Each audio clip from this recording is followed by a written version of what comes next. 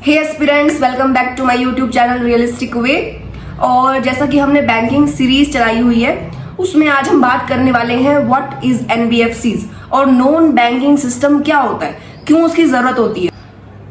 मैंने डिस्क्रिप्शन में कुछ क्वेश्चंस लिखे हुए हैं। अगर आपको उन क्वेश्चंस का आंसर नहीं पता है तो you should watch this video, आपके लिए बहुत ही बेनिफिशियल होगी। और हम बात कर लेते हैं टेक्स्ट बुक पास प्रो की। उस पे सेल आई हुई है जिसपे आपको जो ईयरली पास प्रो है वो मिल रहा है आपको 307 रुपीज में, जो कि बहुत ही अच्छा ऑफर है, आपके पूरे साल काम आने वाला है। आप अगर रिया 12 कोड लगाएंगे तो आपको 307 में वो मिल जाएगा। और सबसे बड़ी बात, न सिर्फ बैंकिंग के लिए बल्कि एसएससी, रेलवेज और बहुत सारे कंपटीशन एग्जाम्स के लिए आपके लिए बेनिफिशियल है। तो आपको पूरा साल तो यूज करना ही है, कोई ना कोई मोक है ना। और text book is very authentic source to do practice, तो इसीलिए आप टेक्स्ट बुक जरूर से खरीद सकते हैं। 31 मार्च तक सेल है, तो आपको जरूर खरीदना चाहिए, ठीक है। और आज हम बात कर लेते हैं बैंकिंग सीरीज की, जो कि आगे वीडियो ऐड है, आप देख सकते हैं। और मैंने कुछ क्वेश्चंस पुट अप करे हैं वीडियो के बीच में, उनका आंसर आप जरूर दे सकते हैं। ये वीडियोस न सिर्फ आपके इंटरव्यू में काम आएंगी, आपके मेंस में काम आएंगी, बल्कि आपके इंटरव्यू में भी काम आएंगी, है ना। तो इसीलिए आप देख सकते हैं। और अगर आपको पसंद आए तो आप मेरा चैनल सब्सक्राइब कर सकते हैं और लाइक कर सकते हैं। Thank you. तो आज हम बात करने वाले हैं नॉन बैंकिंग सिस्टम पे, ठीक है। तो नॉन बैंकिंग सिस्टम के अंदर क्या आता है, ऐसा एक सिस्टम जो कि रेगुलेटेड तो होता है आरबीआई द्वारा, लेकिन उसमें क्या होता है कि सभी के सभी राइट्स नहीं मिले होते उसको। एक बैंक की तरह, मतलब उसके नाम के पीछे बैंक नहीं लगा सकता वो, ठीक है। वो एक इंस्टीट्यूशन की तरह काम करता है, एक कंपनी की तरह काम करता है। बैंक के जितने भी जो ऑफर करता है बैंक चीजें, वो भी ऑफर करता है, कुछ चीजें नहीं करता। वो हम डिफरेंसेस में पढ़ेंगे कि बैंक्स में और एनबीएफसीज में क्या डिफरेंसेस होते हैं। लेकिन वो बिल्कुल किसकी तरह काम करता है, बैंक की तरह काम करता है, कुछ कुछ चीजों को छोड़ करके, ठीक है। लेकिन क्या होता है, कंपनी होती है। अब हम बात कर लेते हैं कि ये किस में रेगुलेटेड देखो, रेगुलेटेड किसके द्वारा होता है, आरबीआई द्वारा रेगुलेटेड होता है।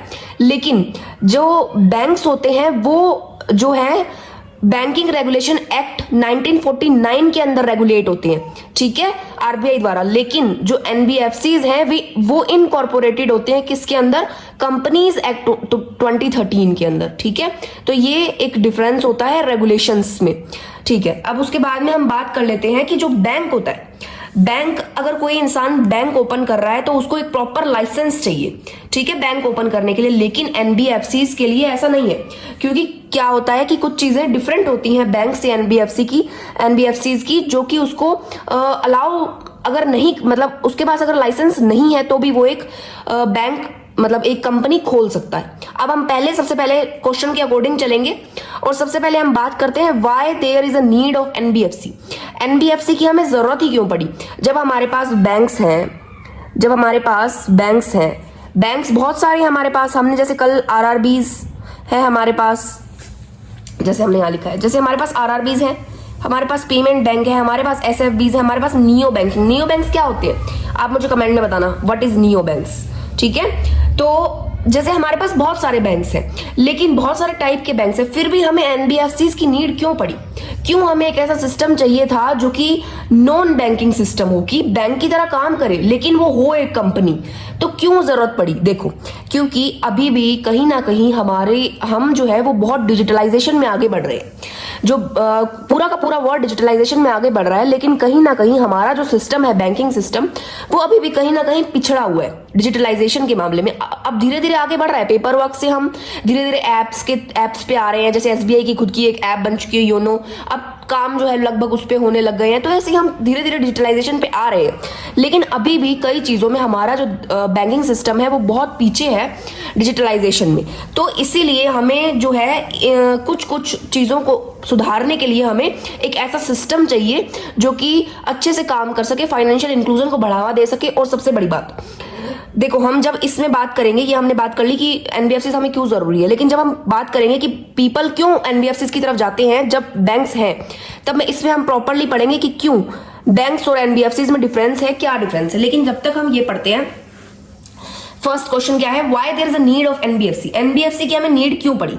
देखो मैंने यहाँ पे लिख रखा है बहुत सारे बैंक हैं, लेकिन अभी भी कुछ चीजें ऐसी हैं जो हमें सुधारने की जरूरत है। जैसे कि हमारे को क्या एनपीएस क्या होते हैं, नॉन परफॉर्मिंग एसेट, है ना। ऐसे बैंक्स के पास ऐसे कोई जो लोन्स क्या होते हैं बैंक के लिए, एसेट होते हैं ना, क्योंकि इंटरेस्ट आता है उस पर। तो जो ऐसे एसेट्स जो कि नॉन परफॉर्मिंग है, मतलब कुछ भी परफॉर्म नहीं कर रहे, वापस नहीं आ रहा है, उनका इंटरेस्ट वापस नहीं आ रहा है, या अमाउंट प्रिंसिपल वापस नहीं आ रहा है, तो that are called non performing assets. तो इसीलिए non performing assets traditional banking, मतलब क्या अभी मैंने बताया ना, आउटडेटेड सिस्टम हम यूज कर रहे हैं, बहुत सारे अभी पेपर वर्क है, हो रही है, बहुत सारी चीजें पेपर वर्क पे हो रही है। अनसर्व्ड नीड्स जो है सेगमेंट ऑफ सोसाइटी की, जैसे एसएमएस की, एमएसएमईज की, एसएमईज की जो नीड्स हैं वो हम कहीं ना कहीं फुलफिल नहीं हो पा रही, ठीक है। और भी बहुत सारे ऐसे रीजंस हैं जिसकी वजह से हमें नॉन बैंकिंग सिस्टम की जरूरत पड़ी, ठीक है। तो फिर हम सेकंड क्वेश्चन पे आते हैं कि व्हाट इज एनबीएफसी। हमने वैसे पढ़ लिया कि एनबीएफसी क्या है, ठीक है। तो एनबीएफसी क्या है, एक इसको फुल बैंकिंग लाइसेंस नहीं होता इसके पास में। अभी हमने पढ़ा था कि फुल बैंकिंग लाइसेंस की जरूरत नहीं होती, ये कंपनी की तरह इसे खोल सकते हैं, क्योंकि ये क्या नहीं करते, ये टाइम डिपॉजिट को एक्सेप्ट करते हैं। लेकिन दूसरा डिपॉजिट कौन सा होता है, डिमांड डिपॉजिट। डिमांड डिपॉजिट को एक्सेप्ट नहीं करते, ठीक है। डिमांड डिपॉजिट क्या होता है और टाइम डिपॉजिट क्या होता है आपको पता होगा, लेकिन फिर भी 4 प्रकार के डिपॉजिट्स होते हैं ना। तो आप मुझे कमेंट सेक्शन में लिख के बताना कि व्हाट इज डिमांड डिपॉजिट, ठीक है। तो डिमांड डिपॉजिट को ये एक्सेप्ट नहीं करता, जबकि बैंक करता है। और एक्सेप्ट तो हमने पढ़ लिया कि जो एनबीएफसी है वो क्या होता है और क्यों हमें इसकी जरूरत पड़ी। और अब हमने पढ़ लिया कि रेगुलेट कौन करता है, how it is different from banks. अब हम बात करते हैं कि ये बैंक से कैसे डिफरेंट है ना। बैंक से कुछ तो डिफरेंट होगा ना, इसमें एक डिफरेंस तो हमने बता दिया था। देखो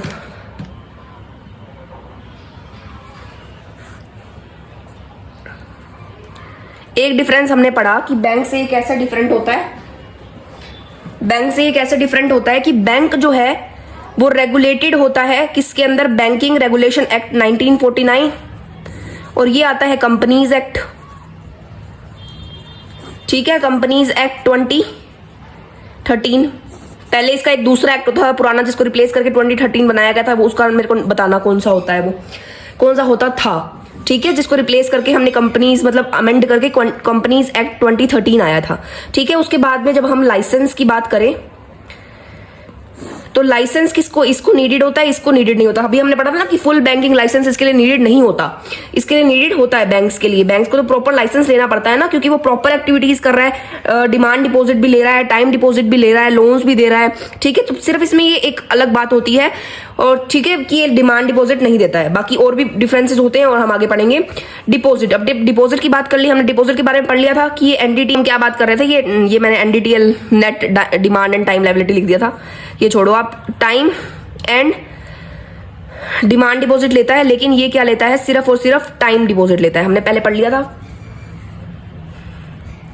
अब हम किसकी बात कर रहे हैं, पेमेंट एंड सेटलमेंट सिस्टम। ये क्या सिस्टम होता है, अगर आपने मतलब पढ़ा नहीं, अगर पढ़ा है तो बहुत अच्छी बात है, लेकिन नहीं पढ़ा तो हम नेक्स्ट वीडियो इस पे लेके आएंगे, what is payment and settlement system.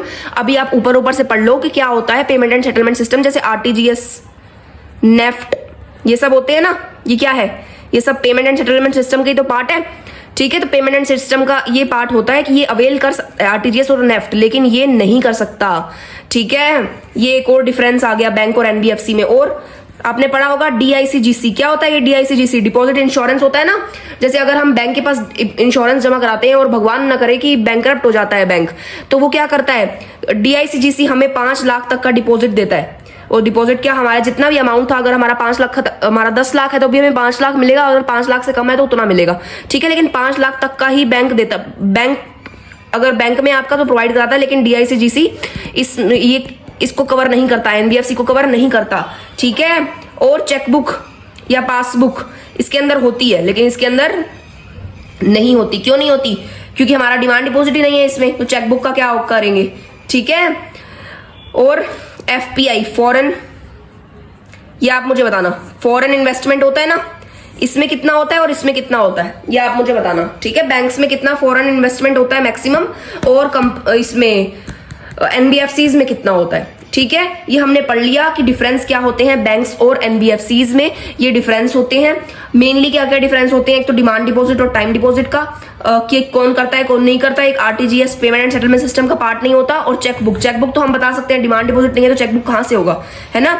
और एक लाइसेंस का डिफरेंस होता है मेनली, ठीक है। और अब आप मुझे आगे बताना कि एफपीआई कितना होता है। एफपीआई पढ़ा है ना हमने, वो कितना होता है बैंक्स में और एनबीएफसीज में, ठीक है।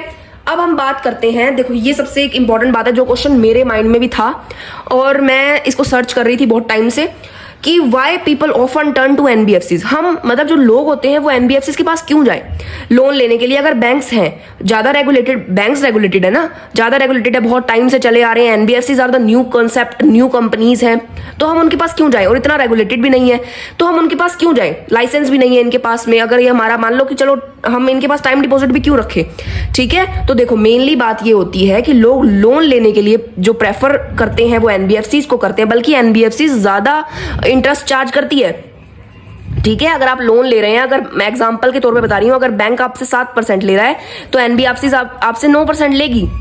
क्यों फिर भी हम लोग जो है वो क्यों एनबीएफसी को प्रेफर करते हैं, जबकि ना लाइसेंस है उनके पास में, ना रेगुलेटेड है प्रॉपर्ली, मतलब रेगुलेटेड है लेकिन बैंक्स की तरह नहीं ना, क्योंकि बहुत टाइम से बैंक है, उनका एक ट्रस्ट बिल्ड कर चुके हैं हम, हमारे पे ट्रस्ट बिल्ड कर चुके हैं। और क्यों फिर हम उनके पास जाते हैं, देखो मेन बात ये होती है कि जो जैसे हमारे पास हमारा जो वो खराब है, सिविल खराब है, हमारा सिविल स्कोर खराब है एकदम, ठीक है। हमें हमारा बहुत ही खराब हो चुका है सिविल स्कोर, अब हमें बैंक लोन नहीं दे रहा, ठीक है। या फिर हमारा पहले से मतलब बहुत सारे ऐसे लोन्स हैं जो हम चुका ही नहीं पा रहे, ठीक है। तो हमारी हिस्ट्री एकदम खराब है, हमें बैंक लोन दे ही नहीं रहा, ठीक है। या फिर हमें तुरंत लोन चाहिए, तुरंत की तुरंत हमें 1 लाख रुपए की जरूरत पड़ गई, ठीक है, या 2 लाख की, जितने की भी हमें जरूरत पड़ गई, तुरंत की तुरंत चाहिए हमें।